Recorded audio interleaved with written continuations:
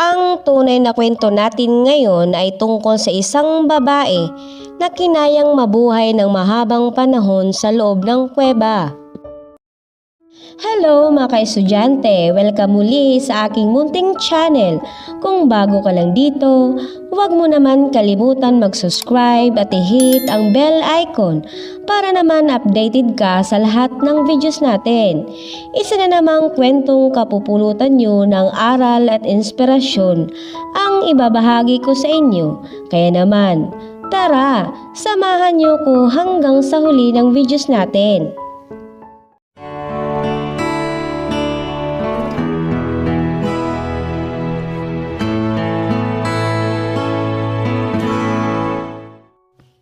Kilalanin natin si Christiana, isang Brazilian na batang babae na lumaban sa ilang pagsubok at nakayanan ang lahat ng iyon. Si Christiana ay pinanganak sa Diamantina, isang mining town na matatagpuan sa Minas Gerais ng Brazil. 2 linggo matapos siya may panganak noon ay itinakas siya ng kanyang ina para tumira sa isang kuweba. At bakit? Ito ay bilang proteksyon para makaiwas sa kuya ng kanyang ina na labis itong sinasaktan, lalo na't maagang nawala ang ama ni Christiana para ipagtanggol silang mag-ina sa mga ganong sitwasyon. Ayon sa ina ni Christiana, ng mga oras na iyon ay mas ligtas sila malayo sa kapahamakan sa kuweba, kung saan siya nito dinala malayo sa ibang tao. At makaraan ng 5 taon, ang mag-ina ay nagkaroon ng mahirap na sitwasyon sa bawat araw. Hindi naman normal sa isang tao na tumira sa ganoong kalagayan. Hirap sa paghanap ng pagkain, pag-iwas sa mga mabangis na hayop sa gubat, at kung ano-ano pa. Madaming hamon silang nilabanan at lahat ng iyon ay nalampasan ng kanyang ina. Nung maliit pa si Christiana, madalas nilang iniwasan ang mga jaguar o isang malalaking klase ng predatory cats na laging naghahanap ng mabibiktima sa kalaliman ng gabi. Gayon din ang mga makakamandag na ahas, gagamba, alakdan at iba pa. Gayunpaman, imbis na matakot ay nagpakatatag ang ina ni Christiana para sa kanya at maprotektahan nito si Christiana hanggang sa paglaki nito. Ayon sa salaysay ng batang si Christiana, ang araw-araw para sa kanilang mag-ina ay hindi naging biro. Kailangan nilang maging madiskarte at maging matalino sa lahat ng bagay, kagaya ng paggawa ng ina ni Christiana ng patibong para sa mga hayop na maglalaan sa kanila ng sapat na protina tulad ng kuniho o ibon. Dito mas nahasa si Christiana na manghuli ng hayop at mag-hunt ng sariling makakain. Sa katunayan ay hindi nito malilimutan ang kanyang naging saya nung mahuli niya ang pinakauna niyang ibon na inihaw nila noon at pinagsaluhang mag-ina. Naging masarap iyon ayon sa kanya, kasabay ng masasarap na prutas at mani. Subalit hindi naman sapat ang lahat ng iyon para masapatan ang kailang pangangailangan para mabuhay. Kaya naisipan nilang mamitas ng magagandang bulaklak sa gubat para ibenta sa pinakamalapit na baryo nang sa gayon ay mabili pa nilang ilan nilang pangangailangan. Naglalakad sila ng malayo para lamang maibenta ang mga iyon. Kahit pa mahirap mabuhay sa gubat o matulog sa loob ng kuweba, hinding-hindi may pagpapalit ni Christiana ang naging buhay niya sa normal na buhay, na kahit paminsan ay nahihirapan sila. Damang-dama naman niya ang pagmamahal ng kanyang ina, na halos lahat ng oras ay magkasama sila. Yung mga banding at walang patid nilang pag-usap sa kabila ng kailang sitwasyon ay isang bagay na hindi niya ipagpapalit sa iba. Ang paligid ng Diamantina ay kilala sa Quartzfield Mountains, blooming orchids, katubigan at magandang gubat nito. Para ito sa mga tunay na nature lovers. At sa paraiso na ito lumaki si Kristiyana kasama ang kanyang ina. Magkagayon pa man ay nagdesisyon ang ina ni Kristiyana na humakbang na patungo sa susunod na yugto ng kanilang buhay. O ibig sabihin ay umalis na sa bundok at manirahan naman bilang normal na residente ng isang mamamayan. At dahil ang importante lang naman kay Kristiyana ay ang makasama ang kanyang ina, ay nagpunta ang dalawa sa syudad ng Sao Paulo na matatagpuan sa southeastern Brazil. Kinonsidera ito bilang isa sa mga syudad na may pinakamalaking populasyon sa buong mundo, kung saan ang kahirapan din ay laganap. Dito ay panibago at mas mahirap na pagsubok naman ang kanilang kakaharapin. Dito ay natutunan naman nila dumiskarte lalo na si Kristiyana at makisama sa iba para makaraos sa bawat araw.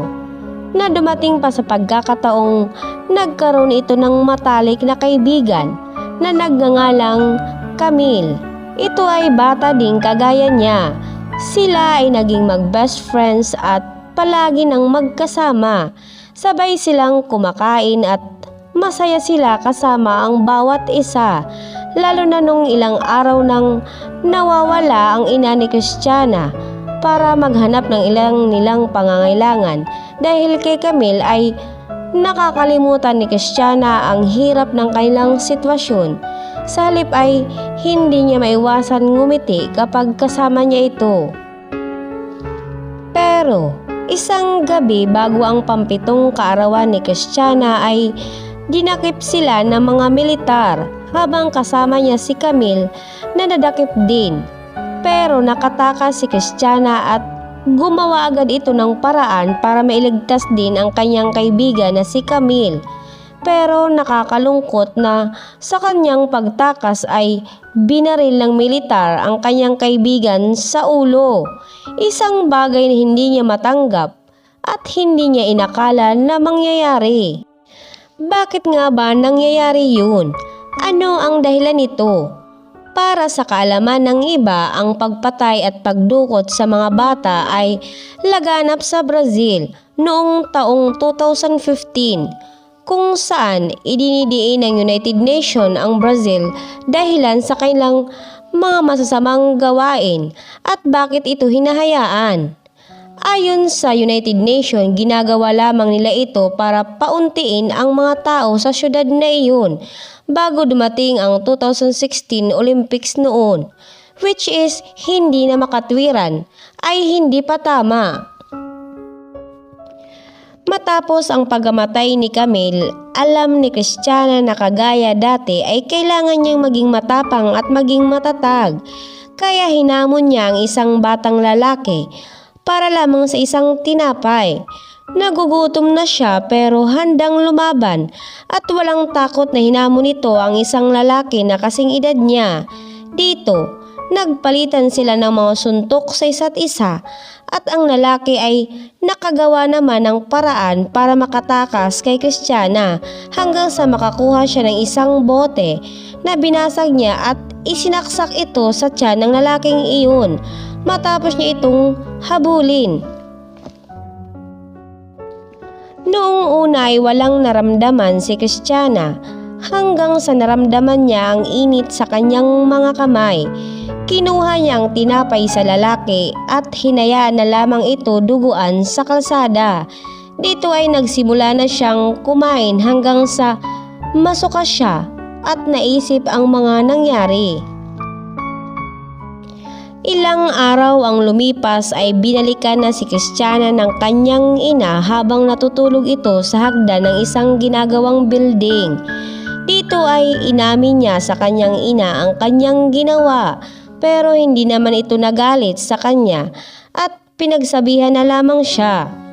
Makalipas ang ilang buwan, si Kristiyana ay dinala ng kanyang ina sa isang orphanage kasama ang ibang bata.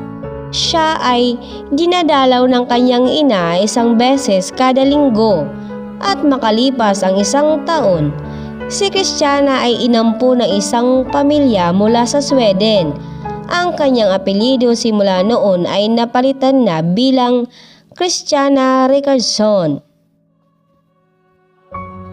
Ayon sa New York Times, binanggit ni Christiana ang kanyang naging buhay sa Vindeln, Sweden, na malayong malayo sa naging buhay niya noon sa Brazil.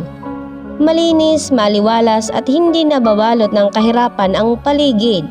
Maayos at maganda ang kanyang pamumuhay. Dito ay kinuha niya ang kanyang ina at si Christiana nung siya ay lumaki na ay nagtatag ng isang orphanage na aampon sa mga batang naging katulad niya dati para malayo ang mga ito sa kapahamakan sa kalsada. May kamalian man siya o may pinagdaanan sa buhay, ay nagsilbing inspirasyon na lamang sa kanya iyon para makatulong sa iba at hindi maranasan ng ibang bata ang kanyang naranasan. Ano ang masasabi ninyo sa kwentong ito? Ito yung literal na from rags to riches at ang karangyaan na meron siya ngayon ay itinutulong niya sa ibang mga bata para lumaki ang mga ito ng maayos.